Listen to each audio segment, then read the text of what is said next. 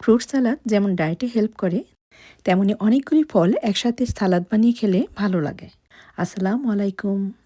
কিভাবে ফ্রুট সালাদ তৈরি করা যায়, লম্বা সময় রাখা যায় এবং কালোও হয়ে যাবে না, সেই টিপসই আজ শেয়ার করব।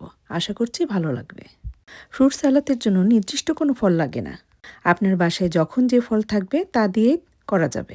আপনাদের ভাইয়ের ফ্রুট সালাদ খেতে ইচ্ছে করেছে, তাই সে তার পছন্দ মতো ফলগুলি কিনে নিয়ে এসেছে।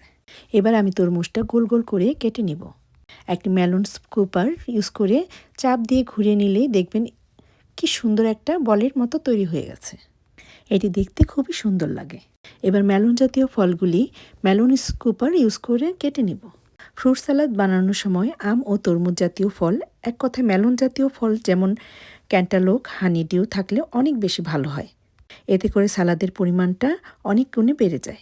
আপনারা যখন ফলগুলি কাটবেন তখন যে ফলগুলি কালো হয়ে যায় তা শেষে কেটে নেবেন। যদি আপনার কাছে মেলন স্কুপার না থাকে তাহলে আপনি আপনার পছন্দ মতো ছোট ছোট স্কোয়ার শেপে কেটে নিতে পারেন। যেহেতু আমরা সালাদ বানাচ্ছি তাই প্রতিটা সাইজ যেন বাইট সাইজের হয় সেই জিনিসটা লক্ষ্য করে কেটে নেবেন। এই সালাদটা ফ্রিজে রেখে 24 ঘন্টা পরও খেতে পারবেন। এতে করে ফ্রুট সালাদের স্বাদ এবং ফলের রং কোনো কিছুই নষ্ট হবে না। এই ফ্রুট সালাদের একটা সুবিধা যে যদি হঠাৎ মেহমান চলে আসে তখন ঝটফট ঘরে থাকা ফ্রুটস দিয়ে মজাদার এই ফ্রুট সালাদ তৈরি করে নেওয়া যায়। এই পর্যায়ে আমি অ্যাপেলটা ছোট ছোট কিউব করে কেটে নিয়েছি।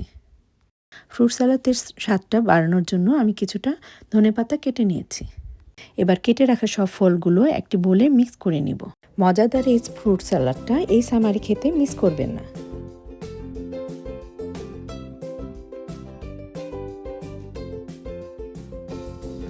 দিয়ে দেব স্বাদ মতো লবণ। দিয়ে দিলাম আধা টিস্পুন পরিমাণ গোলমরিচ।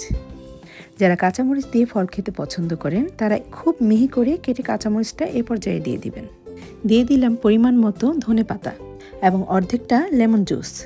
আপনাদের বাসায় যখন যে জুস থাকবে, যেমন অ্যাপেল, ম্যাঙ্গো, অরেঞ্জ জুস, তাই ইউজ করবেন।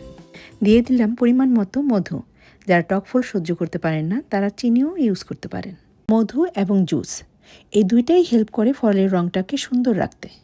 আশা করছি ফ্রুট সালাদের সহজ রেসিপিটা খুব ভালো লেগেছে। ফ্রুট সালাদের রেসিপিটা ভালো লাগলে অবশ্যই শেয়ার করবেন যেন অন্যের উপকার হয়, আর সাবস্ক্রাইব করবেন যেন আমার উপকার হয়। খুব শীঘ্রই চলে আসবো যে কোনো রেসিপি নিয়ে। ততক্ষণ পর্যন্ত ভালো থাকুন।